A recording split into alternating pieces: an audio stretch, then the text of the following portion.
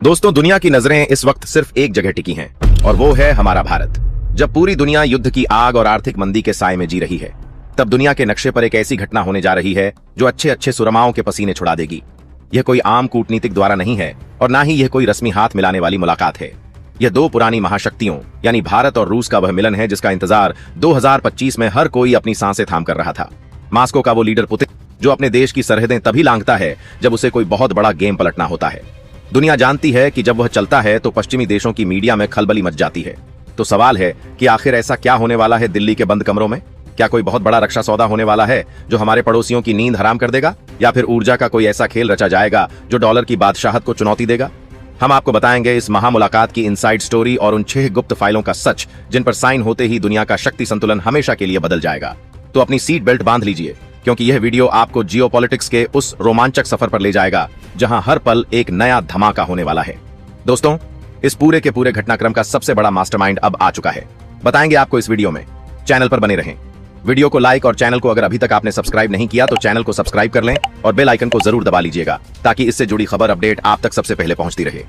और हाँ दोस्तों, चैनल पर आगे बढ़ने से पहले आप देश के किस जगह किस कोने से बैठ करके यह वीडियो देख रहे हैं इसे लिखना बिल्कुल भी मत भूलिएगा। और अगर आप भारत की इस कूटनीतिक क्षमता और भारत की तरफ से लगातार किए जा रहे प्रयासों को लेकर के आप सच में देशवासी मानते हैं तो कम से कम कमेंट बॉक्स में भारत के लिए एक जय हिंद जरूर लिखिएगा। दोस्तों, अब देरी ना करते हुए असल मुद्दे पर आते हैं। पुतिन का बाहर निकलना, खतरे की घंटी या मास्टर स्ट्रोक। चलिए सबसे पहले इस बात की गहराई को समझते हैं कि आखिर इस दौरे पर दुनिया इतना शोर क्यों मचा रही है। व्लादिमीर पुतिन, यह नाम ही अपने आप में एक ब्रांड है, एक ऐसा ब्रांड जो पावर और दिमाग का दूसरा नाम है। पुतिन का मॉस्को से बाहर निकलना कोई छोटी मोटी खबर नहीं होती। इतिहास गवाह है कि वह विदेश यात्राएं बहुत कम करते हैं और जब भी उनका प्लेन रडार पर दिखाई देता है तो समझ लीजिए कि दुनिया की बिसात पर कोई बहुत बड़ी चाल चली जाने वाली है। 2025 में जब चारों तरफ सुरक्षा का माहौल इतना टाइट है, जब मोसाद जैसी एजेंसियों के प्रमुख भी अपनी यात्राएं टाल रहे हैं, ऐसे नाजुक वक्त में पुतिन का भारत आने का फैसला लेना अपने आप में एक बहुत बड़ा संदेश है। यह बताता है कि रूस के लिए भारत सिर्फ एक बाजार नहीं बल्कि एक ऐसा जिगरी यार है जिसके लिए वह किसी भी खतरे को नजरअंदाज कर सकते हैं। प्रधानमंत्री नरेंद्र मोदी और राष्ट्रपति पुतिन की यह मुलाकात 2025 की सबसे बड़ी डिप्लोमेटिक ब्लॉकबस्टर साबित होने वाली है। इसे आप सिर्फ एक दौरा मत समझिए, यह एक स्ट्रेटेजिक अर्थक्वेक है जिसके झटके वॉशिंगटन से लेकर लंदन तक महसूस किए जाएंगे। पुतिन जानते हैं और पूरी दुनिया जानती है कि इस वक्त भारत एशिया का वह पावर हाउस है जिसके बिना दुनिया का कोई भी समीकरण हल नहीं हो सकता। और जब यह दो पुराने दोस्त मिलते हैं तो बात सिर्फ मौसम या चाय पानी की नहीं होती, बात होती है दुनिया को अपनी शर्तों पर चलाने की डील नंबर 1 S-400 का अभेद्य कवच। अब आते हैं मुद्दे की बात पर। आखिर इस दौरे पर वो कौन से 6 बम फूटने वाले हैं? सबसे पहला और सबसे बड़ा धमाका है S-400 एयर डिफेंस सिस्टम। याद है ना आपको 2018 का वो साल जब अमेरिका ने एडी छोटी का जोर लगा दिया था कि भारत यह डील ना करे, लेकिन भारत ने किसी की नहीं सुनी और 5 यूनिट्स का सौदा पक्का कर लिया। अब खबर यह है कि उन 5 में से 3 तो आ चुकी हैं और अपना काम कर रही हैं, लेकिन जो बाकी बची हैं उनकी डिलीवरी और जरा ध्यान से सुनिएगा। कुछ और नई यूनिट्स के ऑर्डर पर बात हो सकती है। जी हाँ, सही सुना आपने। चीन और पाकिस्तान की हरकतों को देखते हुए भारत अपनी आसमानी सुरक्षा में कोई भी छेद नहीं छोड़ना चाहता। S-400 दुनिया का वह बाहुबली है जिसके रडार पर अगर कोई परिंदा भी पर मारे तो वह उसे भस्म कर देता है। इसकी नई यूनिट्स का मतलब है कि भारत के आसमान पर एक ऐसा लोहे का गुंबद बन जाएगा जिसे भेदना किसी मिसाइल या फाइटर जेट के बस की बात नहीं होगी। पुतिन के इस दौरे में इस डिफेंस शील्ड को और मजबूत करने पर मोहर लग सकती है। यह सौदा सिर्फ हथियारों का नहीं बल्कि भारत की उस निडरता का सबूत है जो कहता है कि हम अपनी सुरक्षा के लिए किसी से इजाजत नहीं लेते। जब यह नई बैटरी हमारी सरहदों पर तैनात होंगी तो दुश्मनों के फाइटर जेट उड़ने से पहले ही 100 बार सोचेंगे। डील नंबर 2, तेल का खेल और डिस्काउंट की बारिश। दूसरा सबसे बड़ा एग्रीमेंट जो आपकी और हमारी जेब से सीधा जुड़ा है वो है कच्चा तेल। आप सब जानते हैं कि पिछले कुछ सालों में भारत ने दुनिया के सारे नियमों को ताक पर रखकर रूस से सस्ता तेल खरीदा है और अपनी अर्थव्यवस्था को बचाए रखा है। जब पूरी दुनिया मंदी में रो रही थी, भारत मुस्कुरा रहा था क्योंकि हमारे पास रूस का सस्ता तेल था। अब खबर यह है कि पुतिन अपनी झोली में भारत के लिए एक्स्ट्रा डिस्काउंट का ऑफर लेकर आ रहे हैं। जी हाँ, एक long term energy supply agreement पर बात होने वाली है। इसका मतलब समझते हैं आप? इसका मतलब है कि अगले कई सालों तक भारत को कच्चे तेल के लिए अरब देशों के नखरे नहीं उठाने पड़ेंगे। अमेरिकी प्रतिबंधों के बावजूद भारत और रूस के बीच तेल की यह नदी बहती रहेगी। यह सौदा भारत की एनर्जी सिक्योरिटी यानी ऊर्जा सुरक्षा के लिए संजीवनी बूटी है। सोचिए, अगर हमें बाजार भाव से $20 से $30 सस्ता तेल मिलता रहे तो हमारे देश का कितना पैसा बचेगा? यह पैसा हमारे इंफ्रास्ट्रक्चर में लगेगा, हमारे विकास में लगेगा। रूस जानता है कि उसका सबसे बड़ा खरीदार भारत है और भारत जानता है कि उसका सबसे भरोसेमंद सप्लायर रूस है। यह एक ऐसा विन विन सिचुएशन है जिससे पश्चिमी देशों के पेट में दर्द होना लाजमी है। Deal number 3, make in India का असली दम AK-22। तीसरी फाइल जो मेज पर रखी जाएगी वो भारत के सैनिकों के हाथों को मजबूत करने वाली है। हम बात कर रहे हैं दुनिया की सबसे भरोसेमंद और घातक राइफल AK-203 की। अब जमाना वो नहीं रहा जब हम दूसरे देशों से हथियार खरीदते थे और उनकी मरम्मत के लिए भी उन पर निर्भर रहते थे। अब जमाना है मेक इन इंडिया का। इस दौरे में इस बात पर पक्की मोहर लगने वाली है AK-203 अब पूरी तरह से भारत में ही बनेगी, और वह भी टेक्नोलॉजी ट्रांसफर के साथ। यानी रूस हमें सिर्फ मछली नहीं देगा बल्कि मछली पकड़ना भी सिखाएगा। अमेठी की फैक्ट्री में जब यह राइफलें धड़ाधड़ बनकर निकलेंगी तो हर भारतीय जवान के हाथ में वह ताकत होगी जिससे दुश्मन कांपता है। इसके अलावा ब्रह्मोस मिसाइल, जो भारत और रूस की दोस्ती का सबसे बड़ा उदाहरण है, उसके नए और अपग्रेडेड वर्जन पर भी बात होगी। हम ऐसे मिसाइल सिस्टम तैयार करने की दिशा में बढ़ रहे हैं जो न सिर्फ भारत की रक्षा करेंगे बल्कि हम उन्हें दुनिया को बेचकर मुनाफा भी कमाएंगे। रक्षा उत्पादन में यह सहयोग भारत को आत्मनिर्भर बनाने की दिशा में एक विशाल छलांग है। पुतिन का यह दौरा भारत की डिफेंस इंडस्ट्री के लिए एक टर्बो बूस्टर साबित होगा। डील नंबर 4, कुडनकुलम और परमाणु ऊर्जा की शक्ति। चौथा बड़ा सौदा है ऊर्जा के उस स्रोत का जो कभी खत्म नहीं होता, परमाणु ऊर्जा। तमिलनाडु के कुडनकुलम में जो न्यूक्लियर पावर प्लांट चल रहा है वह रूस की ही मदद से खड़ा हुआ है। लेकिन भारत की भूख अब बढ़ चुकी है। हमें और बिजली चाहिए अपने कारखानों के लिए, अपने शहरों के लिए। इस दौरे में कुडनकुलम प्रोजेक्ट के विस्तार और नई यूनिट्स को जल्द से जल्द शुरू करने पर करार हो सकता है। परमाणु ऊर्जा के क्षेत्र में रूस की तकनीक दुनिया में अव्वल मानी जाती है। अगर यह डील फाइनल होती है तो भारत की बिजली की समस्या का एक बड़ा हिस्सा हमेशा के लिए खत्म हो जाएगा। यह सिर्फ बिजली घर बनाने की बात नहीं है, यह भविष्य की उस नींव को रखने की बात है जिस पर 2047 का विकसित भारत खड़ा होगा। स्वच्छ ऊर्जा की तरफ भारत का यह कदम दुनिया को दिखा देगा कि हम पर्यावरण को लेकर भी कितने गंभीर हैं। रूस के साथ यह परमाणु संधि भारत को ऊर्जा के मामले में सुपर पावर बनाने की चाबी है। डील नंबर 5, रुपया और रूबल डॉलर को बाय बाय। पांचवा पॉइंट थोड़ा पेचीदा है लेकिन इसका असर सबसे गहरा है। यह है व्यापार और करेंसी का खेल। अब तक दुनिया का सारा व्यापार डॉलर में होता था, जिससे अमेरिका को दादागिरी करने का मौका मिलता था। लेकिन भारत और रूस ने ठान लिया है कि वह इस मोनोपोली को तोड़ कर रहेंगे। इस मुलाकात में रुपया रूबल ट्रेड को और ज्यादा बढ़ाने पर जोर दिया जाएगा। इसका सीधा मतलब है हम अपना माल रुपए में बेचेंगे और उनका माल रूबल में खरीदेंगे। बीच में से डॉलर गायब। इससे हमारी करेंसी मजबूत होगी और अमेरिका के प्रतिबंधों का असर शून्य हो जाएगा। साथ ही भारत चाहता है कि उसके उत्पादों जैसे दवाइयां, कपड़े और IT सर्विस को रूस के बाजार में स्पेशल एक्सेस मिले। यानी अब तक जो व्यापार सिर्फ तेल और हथियारों तक सीमित था, अब वह हर सेक्टर में फैलेगा। यह आर्थिक आजादी की वो लड़ाई है जो भारत बिना गोली चलाए जीत रहा है। अगर यह व्यवस्था सही से लागू हो गई तो दुनिया के बाकी देश भी इसी मॉडल को अपनाएंगे और यह डॉलर की बादशाहत के ताबूत में आखिरी कील साबित होगा। डील नंबर 6, गगनयान और अंतरिक्ष में याराना। छठा और आखिरी समझौता हमें जमीन से उठाकर सीधे सितारों तक ले जाएगा। स्पेस सेक्टर भारत महत्वाकांक्षी गगनयान मिशन, जिसमें हम अपने अंतरिक्ष यात्रियों को स्पेस में भेजने वाले हैं, उसमें रूस की स्पेस एजेंसी रोसकॉस्मोस एक बड़ा रोल प्ले कर रही है। हमारे एस्ट्रोनॉट्स की ट्रेनिंग हो या फिर गगनयान के लिए जरूरी लाइफ सपोर्ट सिस्टम, रूस हर कदम पर भारत के साथ खड़ा है। इस दौरे में अंतरिक्ष में सहयोग को लेकर कुछ नई और बड़ी घोषणाएं हो सकती हैं। हो सकता है कि हम satellite navigation system, GLO, NAS और NAVIC को एक साथ जोड़ने पर बात करें, जिससे हमारी मिसाइलों और GPS की सटीकता एकदम पिन पॉइंट हो जाए। अंतरिक्ष अब सिर्फ विज्ञान का विषय नहीं रहा, यह भविष्य के युद्ध और निगरानी का मैदान बन चुका है और इस मैदान में भारत और रूस की जोड़ी जय और वीरू की तरह है। जब दो स्पेस सुपर पावर हाथ मिलाते हैं तो ब्रह्मांड की दूरियां भी कम लगने लगती हैं। दोस्ती का वो इतिहास जो कभी नहीं मिट सकता। दोस्तों, जब हम भारत और रूस के रिश्तों की बात करते हैं तो हमें इतिहास के पन्ने पलटने की जरूरत नहीं पड़ती, क्योंकि हर मुश्किल वक्त में रूस दीवार बनकर भारत के साथ खड़ा रहा है। चाहे वो 1971 की जंग हो, जब अमेरिकी बेड़ा हमें डराने आया था, या फिर कश्मीर का मुद्दा हो, रूस ने कभी भारत का हाथ नहीं छोड़ा। आज भी हमारी सेना के 60% से ज्यादा हथियार रशियन हैं। यह भरोसा 1 या 2 दिन में नहीं बना, इसे दशकों की वफादारी ने सींचा है। पुतिन का यह 2025 का दौरा उसी भरोसे को एक नया नाम देने आ रहा है। पश्चिमी देशों ने बहुत कोशिश की कि भारत को रूस से अलग कर दिया जाए, कभी डराकर, कभी फुसलाकर, लेकिन भारत ने अपनी रीढ़ की हड्डी सीधी रखी और दुनिया को बता दिया कि हम अपने दोस्तों को मुसीबत में नहीं छोड़ते। यह द्वारा उन सभी आलोचकों के मुंह पर एक तमाचा है जो कहते थे कि भारत अब अमेरिका के खेमे में चला गया है। भारत किसी खेमे में नहीं है, भारत का अपना एक खेमा है और उस खेमे में रूस का स्वागत हमेशा रेड कारपेट पर होता है। जब पुतिन की इस ऐतिहासिक भारत यात्रा की तैयारियां अपने चरम पर थीं और दिल्ली की हवा में एक अजीब सी बेचैनी तैर रही थी, तभी दुनिया भर की खुफिया एजेंसियों की नजरें अचानक इसी दिशा में टिक गईं, क्योंकि यह दौरा सिर्फ 2 देशों के नेताओं की मुलाकात नहीं रहा था, बल्कि यह उस भू राजनीतिक शतरंज का सबसे बड़ा मोहरा बन चुका था, जहां हर चाल अगले 10 सालों की विश्व व्यवस्था की दिशा तय करने वाली थी। मास्को के बर्फीले गलियारों में बैठे रणनीतिकार जानते थे कि यह यात्रा सिर्फ दोस्ती मजबूत करने का बहाना नहीं, बल्कि पश्चिमी गठजोड़ के खिलाफ एक सीधा और निर्णायक संदेश था कि भारत किसी के दबाव में नहीं झुकता और रूस किसी भी कीमत पर भारत का हाथ नहीं छोड़ने वाला। और इसी वजह से पुतिन ने वह कदम उठाया जिसे वे अक्सर नहीं उठाते। अपने सुरक्षा घेरे को तोड़कर खुद को एक ऐसे जोखिम भरे सफर पर डालना जिसमें हर मिनट अनिश्चितताओं का साया था। रूस की फेडरल सिक्योरिटी सर्विस ने महीनों से इस यात्रा की तैयारी कर रखी थी। नए एन्क्रिप्शन प्रोफाइल तैयार हुए, पायलटों को स्पेशल मार्क दिए गए और विमान के लिए सिक्योर कॉरिडोर उस तरह से बनाए गए जैसे किसी परमाणु हेड वाले जेट के लिए बनाए जाते हैं। वहीं दिल्ली में भी एसपीजी और रॉ ने अपने स्तर पर ऐतिहासिक सुरक्षा कवच खड़ा किया, क्योंकि यह सिर्फ एक विजिट नहीं था, यह उस नए गठजोड़ की घोषणा थी जो दुनिया की शक्ति समीकरण को उलटने वाला था। ठीक इसी बीच वॉशिंगटन में एक हड़कंप मच गया। अमेरिकी रणनीतिकारों को यह अंदाजा था कि रूस और भारत की करीबियां उनके एशिया पैसिफिक प्लान को धराशायी कर सकती हैं और वे इस दोस्ती को टूटते देखना चाहते थे। लेकिन समस्या यह थी कि भारत अब किसी भी प्रकार के मनोवैज्ञानिक दबाव में आने वाला नहीं था, खासकर उस दौर में जब भारत आर्थिक, सैन्य और तकनीकी शक्ति के नए शिखर पर पहुंच रहा था।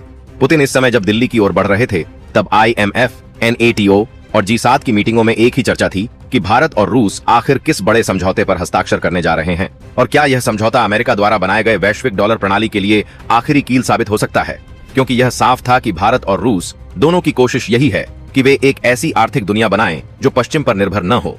इस बीच भारतीय विदेश मंत्रालय के भीतर कुछ गुप्त फाइलों पर काम चल रहा था। फाइलें इतनी संवेदनशील थीं कि उनमें शामिल आधे अधिकारी भी उनकी असली सामग्री से पूरी तरह वाकिफ नहीं थे और इन्हीं फाइलों में वो सहमति पत्र थे जिन्हें पुतिन के दिल्ली पहुंचते ही बंद दरवाजों के पीछे साइन किया जाना था। कुछ फाइलें हथियारों से जुड़ी थीं, कुछ ऊर्जा समझौते से, तो कुछ अंतरिक्ष क्षेत्र के उस सहयोग से जिनकी वजह से भारत और रूस आने वाले दशक में मिलकर वैश्विक स्पेस इंडस्ट्री में अमेरिका के बराबर खड़े हो सकते थे। उधर चीन की सांसें अटक चुकी थीं, क्योंकि पुतिन की यह यात्रा भारत रूस रिश्ते में नई गर्माहट लाने वाली थी और इसका सीधा असर चीन की क्षेत्रीय दादागिरी पर पड़ने वाला था। बीजिंग जानता था कि अगर भारत और रूस ऊर्जा, रक्षा और अंतरिक्ष के क्षेत्र में एक दूसरे के पूरक बन गए तो एशिया में चीन का दबदबा कम होना तय था। इसी वजह से चीन के स्टेट मीडिया में अचानक भारत के खिलाफ लेखों की बाढ़ आ गई। लेकिन भारत इस समय वह भारत नहीं था जो कभी वैश्विक दबावों में आ जाए। अब भारत दुनिया के बड़े निर्णयों का हिस्सा था, दुनिया की शीर्ष अर्थव्यवस्थाओं में था और दुनिया की सेना में चौथे नंबर पर था। ठीक इसी समय एक और बड़ी चीज होती है। पश्चिमी देशों के इंटेलिजेंस नेटवर्क को यह पता चलता है कि भारत और रूस परमाणु ऊर्जा, रक्षा उत्पादन और मुद्रा संबंधी सौदों पर इतने बड़े समझौते करने जा रहे हैं कि उसके बाद भारत की आर्थिक निर्भरता पश्चिम पर लगभग खत्म हो जाएगी और इसका मतलब था कि भारत अंतर्राष्ट्रीय राजनीति में अपनी शर्तों पर फैसले ले पाएगा। रूस के लिए यह साझेदारी इसलिए भी महत्वपूर्ण थी क्योंकि नेटो के लगातार बढ़ते दबाव और आर्थिक प्रतिबंधों के कारण रूस को एक बड़े भरोसेमंद मित्र की जरूरत थी और भारत उस भरोसे की सबसे मजबूत ईंट था। पुतिन का विमान जैसे ही भारतीय सीमा में दाखिल हुआ, भारतीय रडार नेटवर्क ने उसे घेर लिया, सुरक्षा नहीं, सम्मान के घेरे में। और फिर धीरे धीरे वह विमान दिल्ली के आसमान में उतरा, जहां सुरक्षा का वह स्तर तैयार किया गया था जिसे देखकर दुनिया समझ गई कि यह मुलाकात सामान्य नहीं बल्कि इतिहास का सबसे महत्वपूर्ण अध्याय बनने जा रही है। इस बीच काबुल, तेहरान, रियाद और टोक्यो तक एक ही सवाल गूंज रहा था कि आखिर पुतिन भारत क्यों आए हैं और वे ऐसा कौन सा कार्ड खेलने वाले हैं जिससे पूरा विश्व पावर स्ट्रक्चर बदल सकता है। दिल्ली में बैठे रणनीतिकारों को मालूम था कि यह सिर्फ हथियार या तेल की बात नहीं बल्कि उस नए विश्व व्यवस्था की नींव रखने का समय था जिसमें भारत और रूस केंद्र में होंगे और बाकी देश परिस्थितियों के हिसाब से अपने आप एडजस्ट होंगे। पुतिन जैसे ही प्रधानमंत्री मोदी के साथ बैठक कक्ष में दाखिल हुए, एक ऐसी चुप्पी पूरे कमरे में फैल गई जिसे देखकर लग रहा था जैसे हवा भी अपनी गति रोककर इस मुलाकात की बातें सुनना चाहती हो। और यहां से जो बातचीत शुरू हुई वह आने वाले 20 से 25 सालों का भविष्य लिखने वाली थी, क्योंकि दोनों नेताओं के दिमाग में एक ही लक्ष्य था, एक ऐसी दुनिया जिसमें बिना पश्चिमी दबाव, बिना डॉलर के दादागिरी और बिना सैन्य गठबंधनों के भी दो देश अपनी शक्ति, बुद्धि और तकनीक से वैश्विक केंद्र बन सकते हैं। और यह सपना सिर्फ सपना नहीं था बल्कि वह योजना थी जिसे पूरा करने का समय अब आ चुका था, क्योंकि भारत और रूस दुनिया को एक नई दिशा देने वाले थे जहां सहयोग शक्ति से ऊपर होगा और दोस्ती किसी भी धमकी से बड़ी। पुतिन और मोदी की उस पहली बैठक के बाद जब दोनों नेता अंदर के विशेष वार रूम में गए, तभी दुनिया के कई देशों के खुफिया उपग्रह सक्रिय हो चुके थे। पर कमरे के भीतर जो बातें हो रही थीं वह इतनी गोपनीय थीं कि किसी डिजिटल डिवाइस को 30 मीटर के दायरे में आने की अनुमति नहीं थी। और इस वार रूम के अंदर बैठकर दोनों नेता जिस भविष्य की नींव रख रहे थे वह सिर्फ रक्षा सौदे या कूटनीतिक गठबंधन तक सीमित नहीं था, बल्कि यह उस असली व्यवस्था की शुरुआत थी जिसमें भारत और रूस मिलकर एक ऐसा आर्थिक, सामरिक और ऊर्जा संतुलन तैयार करने वाले थे जो दुनिया की शक्ति संरचना को बदल देता। पुतिन ने सबसे पहले एक ऐसा दस्तावेज सामने रखा जिसे रूस ने कभी किसी भी देश को नहीं दिखाया था। यह रूस का strategic cold secondary reactor programme था जिसे दुनिया परमाणु ऊर्जा में क्रांति मानती है। और उन्होंने स्पष्ट शब्दों में कहा कि रूस चाहता है कि भारत इस प्रोग्राम का सहभागी बने ताकि दुनिया को यह पता चले कि रूस किसी भी दबाव में झुकता नहीं और भारत किसी भी परिस्थिति में अपने भविष्य के फैसले खुद लेता है। मोदी ने उस दस्तावेज को बारीकी से देखा और एक क्षण के लिए कमरे में गहरी चुप्पी फैल गई, क्योंकि यह प्रस्ताव केवल ऊर्जा नहीं, it was a declaration of trust at the highest level. इसके तुरंत बाद भारत की तरफ से वह फाइल खोली गई जिसमें भारत रूस मुद्रा लेन देन को डॉलर सिस्टम से पूरी तरह अलग करने का प्लान था। और यह प्लान इतना शक्तिशाली था कि अगर यह लागू हो जाता तो एशिया और यूरोप के बीच होने वाले बहुत से व्यापार में डॉलर का वर्चस्व अपने आप गिरने वाला था। पुतिन ने इस कदम को रूस की सबसे बड़ी रणनीतिक जीत कहा और कहा कि जब भारत और रूस अपने बीच डॉलर हटाकर सीधा व्यापार करेंगे तब दुनिया को यह समझ आएगा कि वैश्विक अर्थव्यवस्था में पश्चिम का दबदबा सिर्फ समय का खेल था। लेकिन असली खेल इसके बाद शुरू हुआ जब दोनों नेताओं ने उस अत्यंत गोपनीय फाइल को खोला जो साइबर और स्पेस सहयोग से जुड़ी थी। फाइल इतनी संवेदनशील थी कि सिर्फ 2 पन्नों की और दोनों देशों के वैज्ञानिकों ने इसे new age strategic infrastructure blueprint नाम दिया था, जिसका मतलब था कि भारत और रूस मिलकर एक ऐसा संयुक्त स्पेस साइबर नेटवर्क तैयार करेंगे जो भविष्य की हर युद्ध तकनीक और हर डेटा इकोनॉमी की रीढ़ बनेगा। इस नेटवर्क से रूस को एशिया में एक स्थायी तकनीकी आधार मिलेगा और भारत को उस स्तर की साइबर शक्ति मिलेगी जो अमेरिका और चीन जैसी महाशक्तियों के बराबर खड़ी हो सके। दोनों नेताओं ने इस पर जब सहमति जताई तब दुनिया को पता न होते हुए भी इतिहास अपने सबसे महत्वपूर्ण मोड़ पर था। मीटिंग के बीच पुतिन ने एक और अहम बात कही। उन्होंने बताया कि चीन तेजी से भारत रूस नजदीकियों से भयभीत हो चुका है और उसने 2 दिनों में 5 आंतरिक सुरक्षा मीटिंग कर ली हैं, क्योंकि चीन समझ गया है कि यदि रूस भारत के साथ इतनी गहराई में जुड़ गया तो चीन के लिए एशिया में वर्चस्व कायम रखना लगभग असंभव हो जाएगा। मोदी ने शांत स्वर में कहा कि भारत मित्रता और शक्ति दोनों में संतुलन रखना जानता है और भारत किसी देश के विरुद्ध गुट नहीं बनाता, लेकिन जहां राष्ट्रीय हित टकराते हैं वहां भारत समझौता नहीं करता। इसी बीच पश्चिमी देशों में हाहाकार मच गया था। CIA और MI6 को इन बैठकों की साइलेंस भी एक बहुत बड़ा खतरा लग रही थी, क्योंकि जब भारत और रूस बिना किसी लीक के कोई बड़ा समझौता करते हैं तो उसका वैश्विक प्रभाव सीधा पश्चिम पर पड़ता है। और इसी वजह से अमेरिका ने अपने एशिया प्रशांत साझेदारों के साथ तुरंत एक वीडियो सम्मेलन कर डाला जिसमें भारत रूस की नजदीकियों को ग्लोबल बैलेंस ऑफ पावर के लिए उच्च स्तरीय खतरा कहकर दर्ज किया गया। लेकिन भारत इन दबावों को अब धमकी नहीं समझता था, वह इन्हें अवसर की तरह देख रहा था, क्योंकि जितनी चिंता पश्चिम दिखा रहा था उतना ही स्पष्ट हो रहा था कि भारत अपनी जगह दुनिया में कितना ऊंचा उठा है। मीटिंग के दौरान पुतिन ने अचानक एक ऐसा प्रस्ताव रखा जिसने पूरे कमरे का माहौल बदल दिया। उन्होंने कहा कि रूस भारत को अपने 2 सबसे उन्नत रणनीतिक हथियार सिस्टम की ब्लूप्रिंट तकनीक साझा करने के लिए तैयार है, बशर्ते भारत इन तकनीकों को अपने यहाँ को प्रोड्यूस करे। और यह प्रस्ताव इतना बड़ा था कि दुनिया के सिर्फ 2 देशों के पास ही इस स्तर की तकनीक थी। भारत को यह मिलना एशिया में शक्ति समीकरण को अमूल्य रूप से बदलने वाला था।